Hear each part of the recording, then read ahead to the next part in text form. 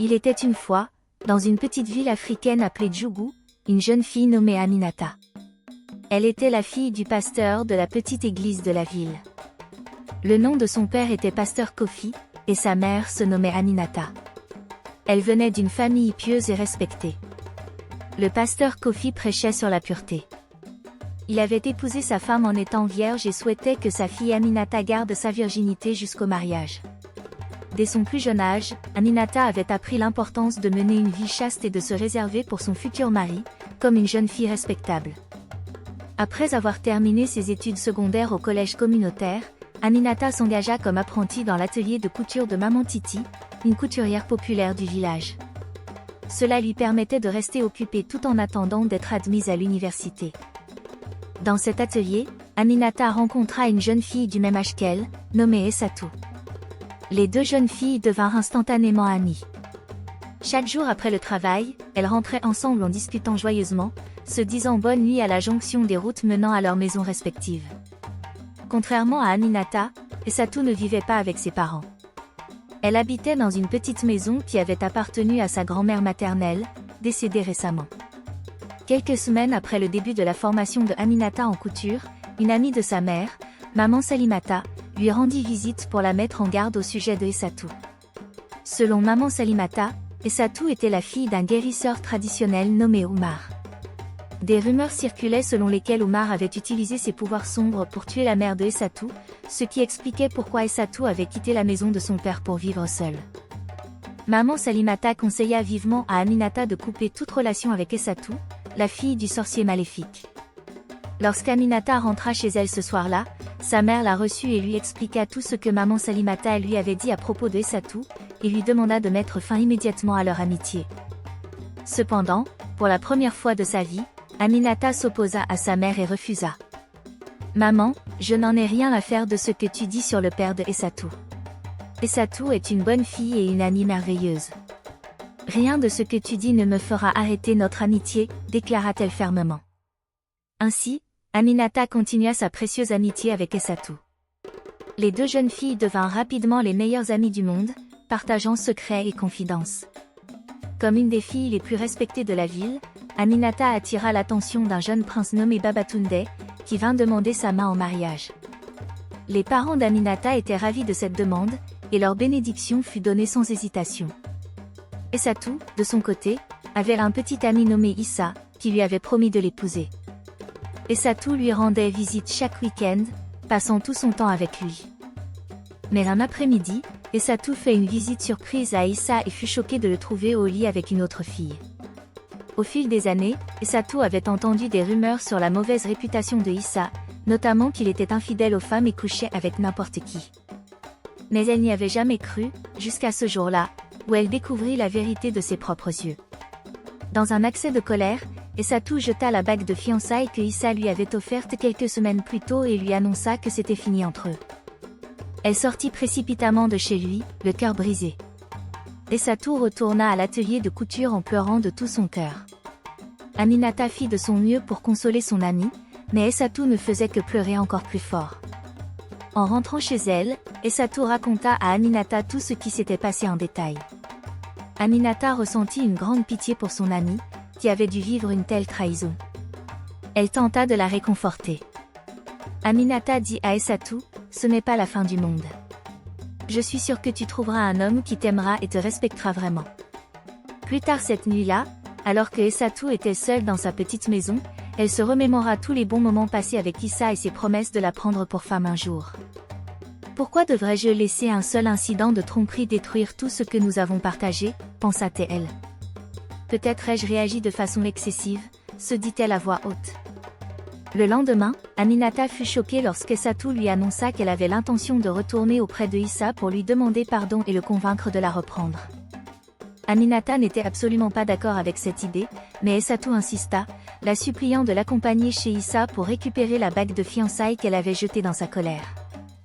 Le plan était que Aminata aille d'abord parler à Issa pour lui expliquer la situation et l'amener à accepter les excuses de Essatou. Ensuite, Essatou le rejoindrait. Les deux jeunes filles se dirigèrent donc ensemble vers la maison de Issa. Lorsqu'Aminata entra seule, Issa l'accueillit poliment, et ils commencèrent à discuter de la situation entre lui et Essatou. Mais ce que Aminata ignorait, c'est qu'une fois seule avec Issa, il avait ajouté une mystérieuse poudre dans une coupe de vin de palme avant de lui en offrir une gorgée. Le vin teinté fit vite perdre conscience à Aminata, qui se retrouva plus tard dans un état de confusion, allongée sur un lit, vêtue de façon inappropriée. Essatou entra à ce moment-là dans la maison, impatiente d'attendre dehors, et fut horrifiée en voyant Aminata dans un état si compromettant. Avant même que Aminata puisse expliquer quoi que ce soit, Essatou éclata de rage et de douleur. « Tu es une mauvaise personne. Tu m'as volé ma virginité, toute ma fierté et ma pureté, » cria Essatou en pleurant. « Je savais que tu étais déloyal, mais jamais je n'aurais imaginé que tu tomberais aussi bas. » Avant de continuer, si ce conte vous a touché, s'il vous plaît, laissez un j'aime. Ces histoires ne sont que le début. Découvrez encore plus de drames, de mystères et de passion en vous abonnant. Continuons. Sans un mot de plus, Essatou quitta la maison, laissant Aminata seule et brisée. Les jours suivants, Aminata changea radicalement de comportement, devenant triste et renfermée. Mais elle n'osait pas avouer à ses parents ce qui s'était réellement passé, de peur de perdre leur respect. Elle se demandait également si Babatunde, le prince, voudrait encore l'épouser s'il découvrait la vérité. Et surtout, elle se demandait si Essatou finirait par comprendre qu'elle avait aussi été victime de cette situation. Les jours passaient, et Aminata se sentait de plus en plus perdue. Elle n'arrivait pas à oublier ce qui s'était passé avec Issa. Tout était devenu flou et confus dans sa tête.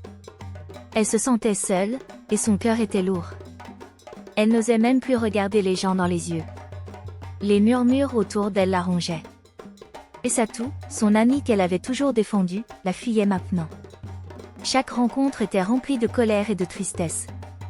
Aminata n'avait jamais voulu trahir son amie, mais il semblait qu'il était trop tard pour réparer quoi que ce soit.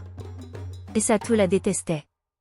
Et même Babatunde, le prince, semblait de plus en plus distant, comme s'il savait, comme si tout le monde savait. Une nuit, alors qu'elle était allongée dans son lit, une pensée étrange lui traversa l'esprit. C'était comme une voix, douce et calme, qui murmurait dans sa tête, « Tu dois aller dans sa chambre et laisse-le dormir avec toi. » Aminata se redressa d'un coup. Elle secoua la tête. Non. Ce n'était pas possible. Mais la voix était là, insistante. C'est la seule façon de tout réparer. Aminata se sentit confuse et effrayée. Pourquoi penser à cela maintenant? Pourquoi cette voix dans sa tête? Elle ne comprenait pas. Elle se dit que ce n'était qu'une pensée bizarre qui allait passer, mais plus elle y pensait, plus la voix revenait, toujours plus forte. Les jours suivants, Aminata se retrouva de plus en plus seule. Elle évitait Essatou, et Essatou l'évitait aussi. Leur amitié était brisée, et elle ne savait pas comment la réparer. La voix ne la quittait pas, elle murmurait toujours, la poussant à faire quelque chose. Un soir, Aminata décida de parler à Essatou. Elle voulait lui dire qu'elle regrettait, qu'elle ne l'avait jamais trahi intentionnellement. Elle se rendit chez elle, mais quand Essatou la regarda, elle sut que tout était fini. Il y avait trop de douleur dans ses yeux. Trop de colère. Tu m'as trahi, Aminata. Tu m'as volé tout ce que j'avais de plus précieux, dit Essatou, la voix pleine de douleur. Aminata sentit une grande tristesse, mais elle ne savait pas quoi dire. Tout ce qu'elle savait, c'est que la situation était hors de son contrôle. Puis, dans un moment de désespoir, la voix revint. Cette fois, elle semblait plus forte, plus insistante, va dans sa chambre. C'est la seule façon de tout arranger. Aminata se sentait perdue. Elle ne savait pas pourquoi elle l'avait écoutée, mais elle savait que la décision qu'elle allait prendre allait changer sa vie à jamais. Elle se leva, se dirigea vers la chambre d'Essatou, son cœur battant dans sa poitrine. Elle entra doucement dans la pièce, se glissant sous les couvertures du lit d'Essatou. Elle n'avait pas conscience de ce qu'elle faisait, mais la voix dans sa tête ne cessait de lui dire de continuer. Le matin arriva, et tout était plus confus que jamais. Aminata se leva, le corps lourd, le cœur encore plus lourd. Elle ne savait pas ce qu'il allait se passer maintenant, ni comment expliquer ce qu'elle venait de faire. La voix s'était tue, mais elle savait que les choses ne seraient plus jamais les mêmes. Elle regarda Essatou, qui était encore endormi, le visage calme. Mais Aminata savait que tout avait changé. elle se leva et sortit de la chambre en silence, ne sachant plus où elle allait. Les jours suivants, Aminata se sentit comme une âme perdue dans un monde qui lui échappait. La décision qu'elle avait prise la nuit où elle s'était glissée dans le lit d'Essatou ne cessait de la hanter. La voix dans sa tête, si douce et insistante, avait trouvé un écho dans son cœur, un désir caché qu'elle n'avait jamais osé affronter. Et pourtant, au fond d'elle, elle savait que tout cela n'était qu'un moyen d'échapper à la douleur, une manière de noyer ses peurs et ses regrets dans les bras d'autres hommes. Mais elle n'était plus la même. Aminata se rendait chaque jour à l'atelier de couture, mais son esprit était ailleurs. Elle avait changé sans le vouloir, sans le comprendre. Les regards des hommes la suivaient, plus insistants qu'auparavant. Ce n'était pas seulement son apparence qui attirait leurs yeux, mais quelque chose de plus profond, une énergie nouvelle qu'elle ne reconnaissait pas. Elle se surprenait parfois à chercher cette attention, à jouer avec les regards, à laisser un peu plus de son charme s'exprimer. Un après-midi, alors qu'elle se rendait au marché, Aminata croisa le regard de Yakuba, un homme plus âgé qu'elle, connu dans le village pour ses relations avec plusieurs femmes. Il était élégant, charismatique, et son regard avait ce pouvoir étrange qui vous capturait instantanément. Yakuba lui sourit, et sans même savoir pourquoi, Aminata sentit un frisson parcourir son échine. Ce n'était pas de l'attirance immédiate, mais plutôt une curiosité, un désir de comprendre ce qu'il voyait en elle. « Tu as changé, Aminata, lui dit-il d'une voix douce, mais pleine de sous-entendus. Il y a quelque chose de nouveau en toi, quelque chose qui me dit que tu es prête à découvrir de nouvelles choses. » Aminata hésita. Elle aurait dû le repousser, comme toutes les fois où un homme l'avait draguée. Mais au lieu de cela, elle se retrouva à répondre « Peut-être que je suis prête à comprendre qui je suis, à ce moment précis. » Yakuba lui proposa alors un café, un geste simple, mais Aminata savait que cette conversation allait changer quelque chose. Ils s'assirent dans un petit café en dehors du marché, et pendant qu'ils parlaient de tout et de rien, Aminata sentit quelque chose grandir en elle. Le désir n'était pas seulement physique, il était émotionnel. Yakuba semblait comprendre ses silences, ses contradictions. Il parlait d'amour, mais aussi de plaisir sans culpabilité, de liberté sans jugement. Quand ils se quittèrent, Aminata savait qu'il n'était pas qu'un homme parmi tant d'autres. Yakuba représentait ce qu'elle ne savait pas encore qu'elle cherchait, une échappatoire à sa propre culpabilité, à sa propre histoire. Ils se revirent plusieurs fois, et au fil de ces rencontres, Aminata se laissait entraîner dans un tourbillon de sensations. Mais elle ne savait toujours pas si elle agissait par choix, ou si c'était la douleur, la confusion, ou la recherche d'une forme de rédemption qui la poussait à ses gestes. Un soir, alors qu'elle rentrait chez elle, elle croisa encore un autre homme, Adama, un jeune homme du village, doux et charmant, toujours souriant. Il l'avait toujours regardée avec des yeux pleins d'admiration. Elle avait l'impression de l'avoir déjà vu quelque part, mais ce n'était pas la question. Ce qui l'intéressait, c'était la manière dont il la regardait maintenant, comme s'il la voyait vraiment pour la première fois. Elle s'arrêta quelques secondes pour lui parler, et ils échangèrent quelques mots. Comme toujours, Aminata se sentit attirée par la douceur de ses paroles. Adama ne lui posa aucune question sur son passé. Il ne lui parla pas des rumeurs qui circulaient sur elle, il ne la jugeait pas. Et pour la première fois depuis longtemps, Aminata se sentit en paix, un moment hors du temps, un moment où elle n'avait pas à se justifier. Ils passèrent la soirée ensemble, à discuter, à rire, et au moment où leurs lèvres se touchèrent, Aminata n'hésita pas. Elle se laissa aller, car pour une fois, elle ne se sentait ni coupable ni en quête d'une vengeance contre elle-même. Peut-être que c'était cela, finalement, ce qu'elle cherchait, un peu de légèreté, un peu de liberté dans un monde où tout semblait être une attente de perfection. Les jours suivants, Aminata continua à rencontrer de nouveaux hommes, à explorer des facettes d'elle-même qu'elle ignorait. Elle comprit petit à petit qu'elle était en quête de quelque chose de plus que des corps, que des caresses. Elle cherchait un moyen de se réconcilier avec elle-même, de sortir du cercle infernal de la honte et du regret. Mais à chaque nouvelle rencontre, à chaque nouveau corps qui l'enlaçait, elle se rendait compte que son cœur restait vide. Ce vide grandissait de jour en jour, car peu importe combien d'hommes elle rencontrait, peu importe combien de fois elle se laissait séduire, il y avait toujours cette douleur persistante, cette colère qu'elle n'arrivait pas à effacer. Et plus elle s'éloignait de la virginité et de l'image de la jeune fille sage qu'elle avait été, plus elle se sentait distante d'elle-même. Un soir, après avoir quitté les bras d'un autre homme, Aminata se retrouva seule dans sa chambre, face à son reflet. elle se regarda longuement dans le miroir, cherchant à comprendre qui elle était vraiment. Ce n'était plus l'image de la jeune fille pieuse, celle qui avait toujours suivi les règles de ses parents et de la société. Non, celle-ci était maintenant une femme perdue, une femme qui s'était laissée emporter par ses choix, mais qui ne savait pas où ses choix la conduiraient. La question qui la hantait était simple, mais terrifiante, est-ce que tout cela valait vraiment la peine? Elle baissa la tête, sentant la fatigue peser sur ses épaules. La quête de l'amour et de la validation par les autres hommes avait peut-être été une manière de fuir la douleur, mais elle savait au fond d'elle qu'elle devait trouver une autre façon de se reconstruire.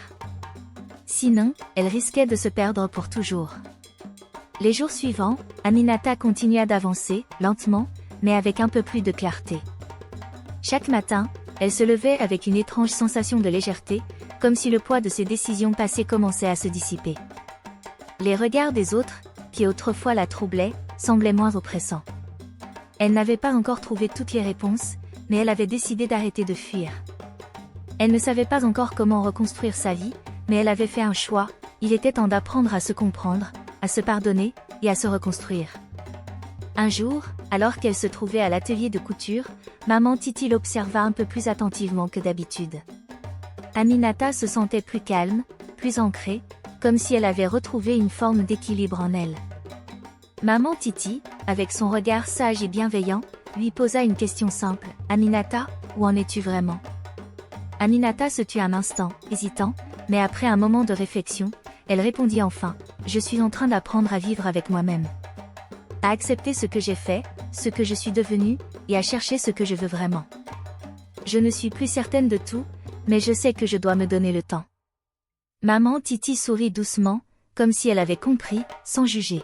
« Le temps, ma fille, est ce dont nous avons tout besoin. Ne sois pas pressée.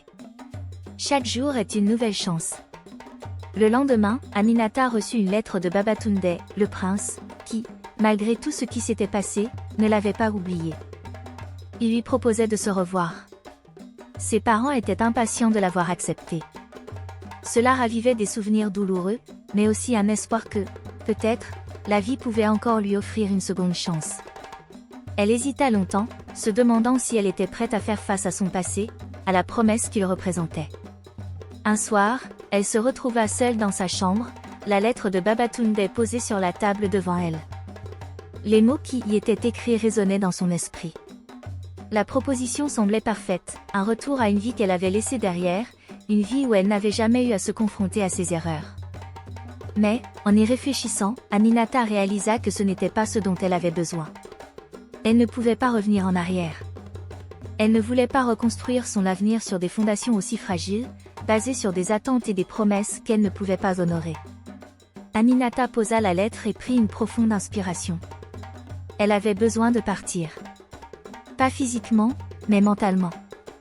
Elle décida de prendre un moment pour elle-même, de se retirer des attentes et des pressions des autres, et de se concentrer sur son propre chemin. Le prince Babatunde, avec tout ce qu'il représentait, n'était plus une réponse à sa quête. Aminata savait maintenant que la paix intérieure, la vraie liberté, ne viendrait pas d'un autre homme, mais de l'acceptation et du pardon d'elle-même. Elle écrivit une lettre à Babatunde, expliquant gentiment qu'elle ne pouvait pas accepter sa proposition, qu'elle devait d'abord se retrouver, qu'elle avait encore un long chemin à parcourir seule. Puis, elle retourna à l'atelier de couture, mais cette fois, elle y allait avec un cœur plus léger. Aminata savait que la route serait encore semée d'embûches, que les doutes et les erreurs feraient encore partie de son voyage, mais elle se sentait prête à avancer, enfin. Elle avait compris que le véritable amour ne venait pas des hommes, mais de la paix qu'elle trouverait en elle-même. Et cette paix, elle savait qu'elle l'obtiendrait, lentement mais sûrement, en continuant à marcher sur son propre chemin. Aminata sourit en repensant aux paroles de maman Titi, chaque jour est une nouvelle chance. Et, pour la première fois depuis longtemps, elle se sentait prête à saisir cette chance. Elle n'était pas parfaite. Elle avait fait des erreurs. Mais cela faisait d'elle une femme humaine, une femme qui, finalement, avait appris à se relever, à accepter ses faiblesses, à résister aux hommes, et à avancer vers un avenir qu'elle seule pouvait définir. Ainsi, la quête d'Aminata n'était plus une fuite, mais un voyage vers la découverte de soi, un voyage qu'elle continuerait de parcourir avec courage et détermination, chaque jour un peu plus proche de la femme qu'elle était destinée à être.